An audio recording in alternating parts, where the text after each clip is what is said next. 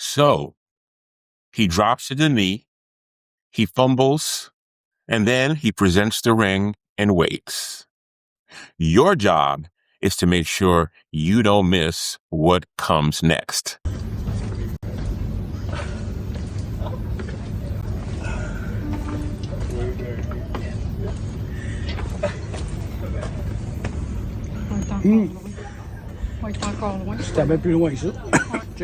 Today, I'll talk about proposal photography, everything you need to know to capture that special moment when she says yes.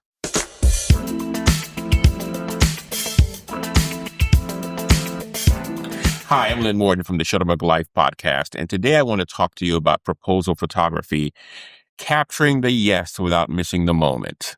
And this is just a spectacular kind of photo shoot because you get this great moment in a couple's life where he poses and pops the question and she is surprised and says yes, and you get it all. And this is a moment they're going to want to remember for the rest of their lives. It's a wonderful opportunity. It's great photography storytelling.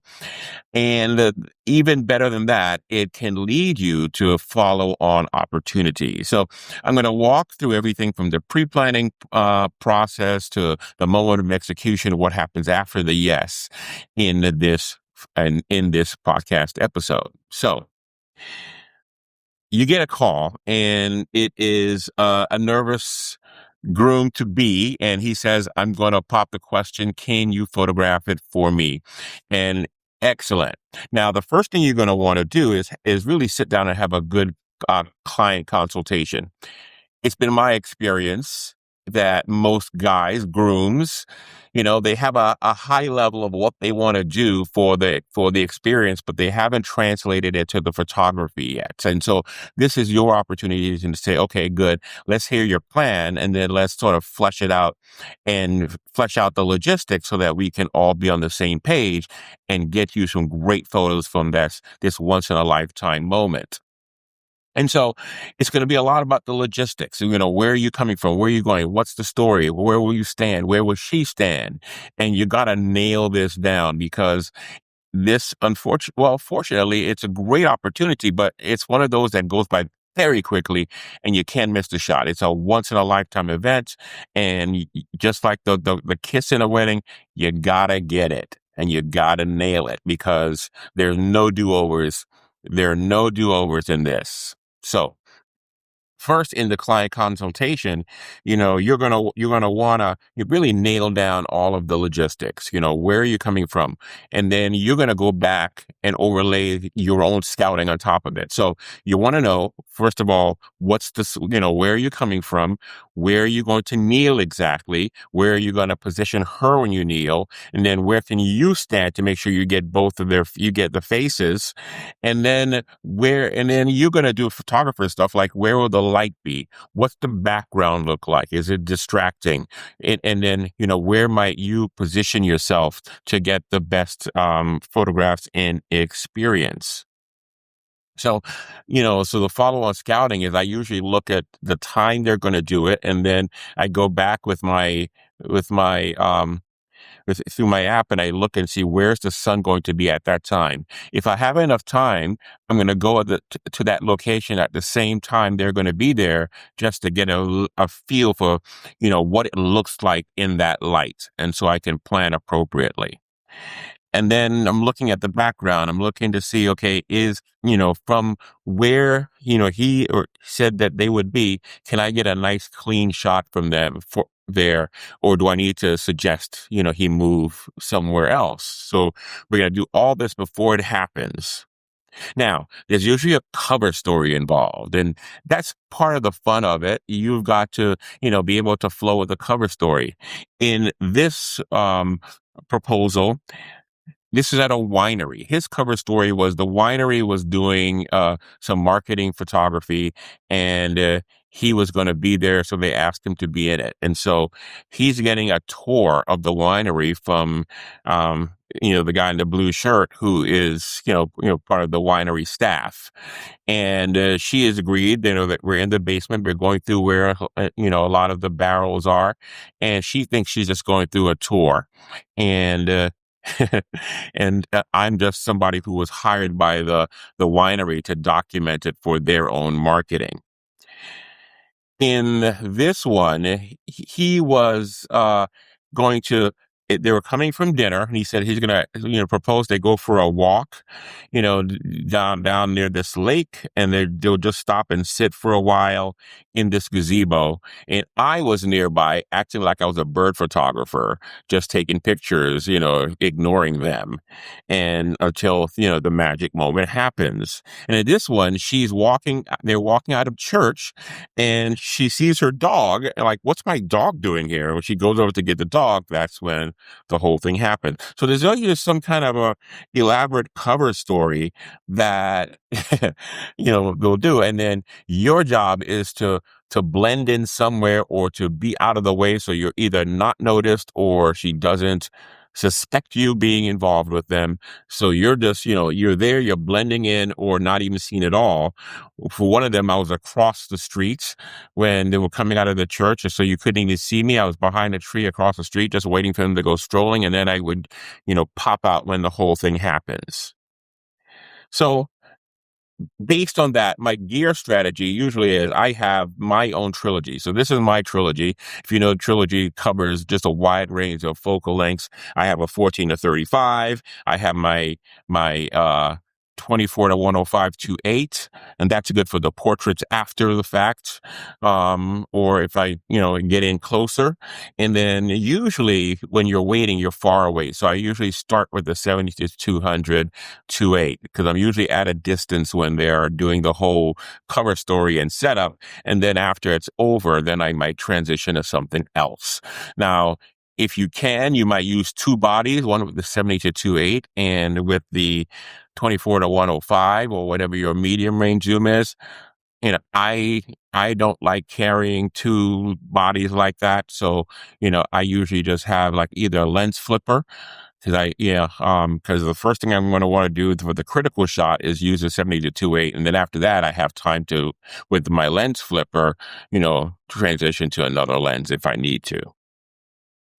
When it goes down, your settings on that will be, you're going to be in silent mode because, again, you don't want to tip her off that you're there capturing or anything is going on. And so you're in silent mode first and foremost, and then continuous autofocus or servo mode if you're a Canon shooter, because they're going to be moving about and you want to be able to continue tracking them. And then after that, you're going to be in burst mode because when it's going on, you're just going to, it's not spray and pray, but you're in burst mode because you want to capture everything that happens in that reaction. And so I usually, in silent mode, shooting burst, and I get everything from the moment he pops to her reaction. You're not going to use any flash. So one of the things you want to make sure when you're doing scouting is that you're somewhere where you can get good light without needing a flash, because that the flash, of course, will give everything away if you're popping flashes while in the moment.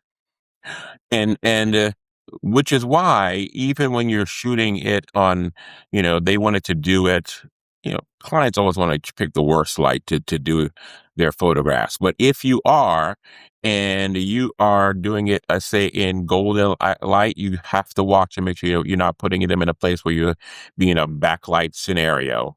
I did that once, and it looks like great light to them, but if it's backlit and I can't put a flash on them, it becomes a little challenging. But you can use exposure compensation to make that work, but it's not ideal. So you want to either put them under a covered area or somewhere else where you can get flat light on them for the moment. Then it's time for the execution. He drops to the knee, he fumbles, he presents, and we wait. And so this is when you go into action. This is where you make your money. And so in the critical moment, you want to be positioned first and foremost to get her reaction. more than anything else. And everything happens quickly. So, like in this one, he was at the lake, and this is the one that was, it was backlit. So I had to do some work on it after in editing, but he drops to the knee, he poses a question, and it moves quickly. And I chopped the back of his foot off. This is all me. I screwed up in the moment. The good news is they don't care about that. They care about her and her reaction. That's what's important. And me, the photographer, I'm like, the foot. But at the end of the day, this is the faces, that reaction is what you don't want to miss. Similar thing happened here. He positioned himself too far back from what we talked about. And so, his foot got chopped off. Her hair, as you see, came forward a little too much. So it made it tough to get from where I was pre-positioned. She was supposed to sit a little further to her right. Stuff happens. And then when I got the photograph, this is what it looked like. It had, he stopped where that thing is coming out of his head. It was annoying to me. So I removed it for the photograph that they got. I mean, it doesn't have to be photojournalism, and truth is truth, but you want to get a good, clean shot for them. This was another one where, when we talked about it, he was supposed to be out in the open, but when it was time to do it, it started raining, and so he had to take her up under the gazebo and pose where we again lost the back of his foot, but hey. I got her in her tearful response and him. And so, that's what was most important. I think, I should have probably gone back and removed that beam from behind his face, but whatever, they like it. This one was a similar situation. It was really compressed. I went back after the fact and super, in editing, created a more shallow depth of field than it was because I really wanted to separate them some more. But the point is, it goes down, it happens quickly, and you got to react and make sure that you get, more than anything, the reaction. So this is the storytelling moment. There's the action and the reaction is where all the emotion is. And that's where the heft of the storytelling lies. And so more than anything else, you want to make sure you get that reaction shot. And then after that, after she says yes, then I usually give them a moment or two because, this is sort of emotional for them and they connect for a moment and, they get the hug, the kiss. After it happens, you keep that camera on them and continue shooting because that reaction is a second tier reaction is also something you're going to want to capture, during that moment. So sort of like that. She stops and then she puts the ring on. Oh my God. And she gives him a big kiss. You're capturing all that stuff, that's all part of the stuff. So these are the reaction shots you're going to want to get. There's the, oh my God reaction. And there's the embrace and the love that happens after and the laugh, the giddiness, all of that. Like, then there's the, did you know? And she goes, no, I was so surprised. And so anyway, you're capturing all of that. There was one of them. She said, "Did you know?" She goes, "No, I was so surprised, but I got my nails done today." I'm like, okay, she knew. Anyway, you're capturing all of that good stuff, and then after that, you get a chance to now take them and transition to a short portrait session because they're going to want to move on and go celebrate. And you want to, document this for them, give them some good portraits so that they have, something else to share with their posts about this. And of course, you got to do the showing off the ring posts. I like to do it like, sort of like that where they're embracing or look at that. They're both still happy and pretty giddy. You want to capture all that emotion. And then if the family, sometimes they have family stowed away so they can all celebrate together, such as, this couple did. Their whole family was there. He rented this Airbnb on the side of a lake and all the family was there. She didn't know it. So both of their families were there, and then after that, the families all came out of the house, and we had a big family portrait session. You know, with them. Again, you got to show off the hardware because that's part of the story. She's going to want to show off the ring. Now, I told you in these sessions that something always went differently from the way we talked about it, the way we drew up the plans. And so, one of the things you have to do is always be ready to move and change at the moment's notice and still get the shot. So you might even talk through some of those what ifs. What if, it rains? What if she decides to go somewhere else or changes her mind? What if we do this? And what do you do in each of those scenarios? You'll want to talk through that.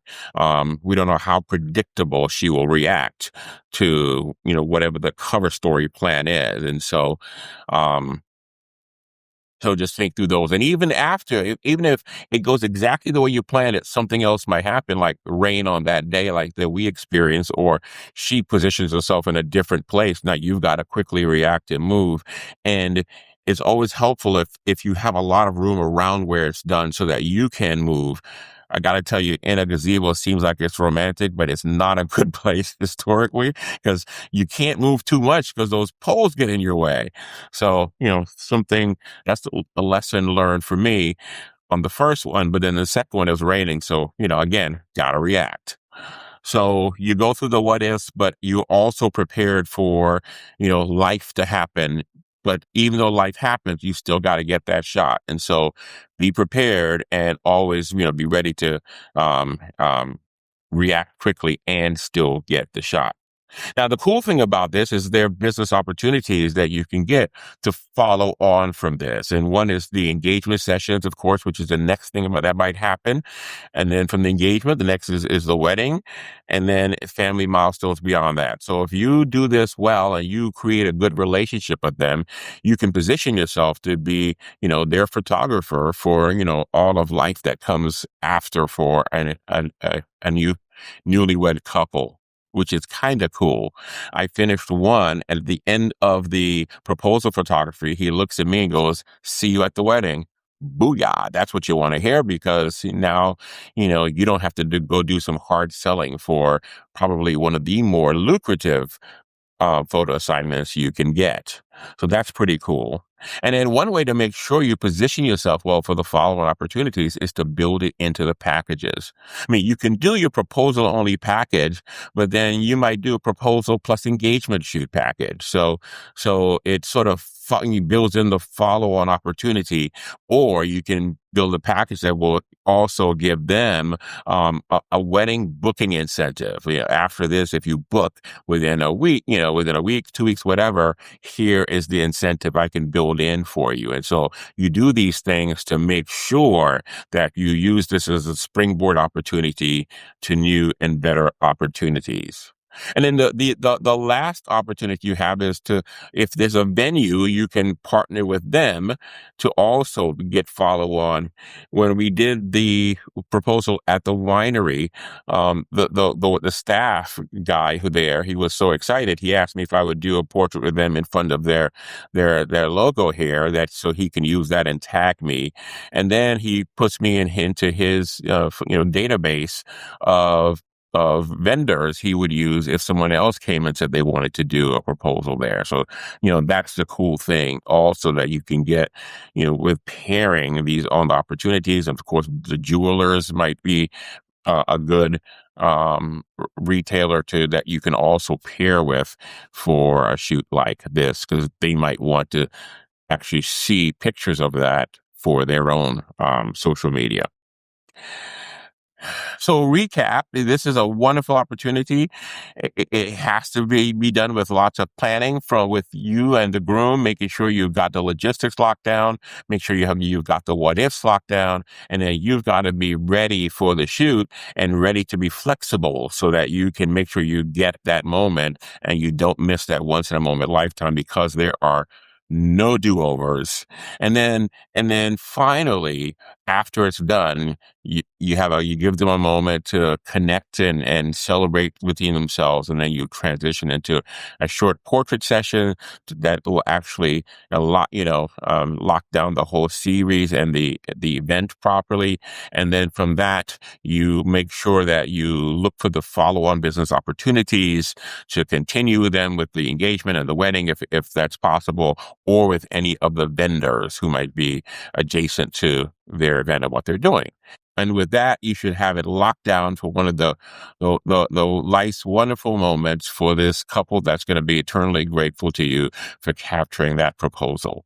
I hope you go out, and if you get to shoot a proposal, let me know in the comments. Send me a note. I'd love to see what your moment was like.